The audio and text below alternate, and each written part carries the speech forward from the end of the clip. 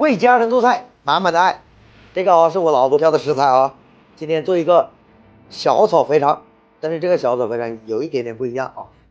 开烤肥肠啊，先把它裁切一下，老姜或者大蒜子啊，放一小撮，剪刀一条放前面，去减肥啊，它是非常的丝滑。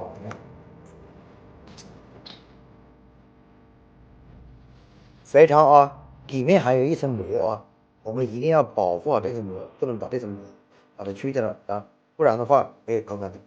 我们先拿刀啊，把这里刮干净。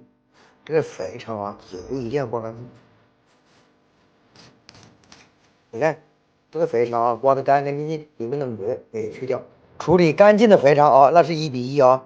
汤匙、油，搞干净的肥肠啊，我们来一点面粉，来一点白醋，抓洗一下，去掉粘液啊。来，起锅上水，肥肠我们冷水下锅啊，稍微焯一下水。这个肥肠只要稍稍的地形啊，我们赶快捞出来，冷水过凉，清洗一下啊，沥干水分。肥肠啊，我们改一下刀，我们这个肥肠就要把它切宽一点啊。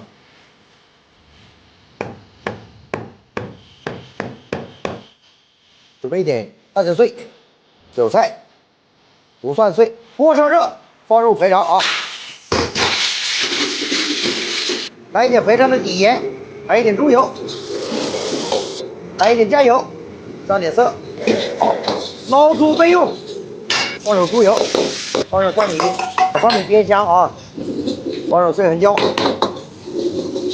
来加一点油，来一点配料的底盐啊。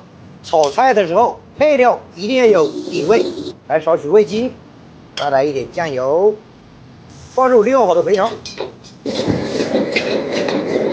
放入韭菜，翻炒一下，准备出锅啊。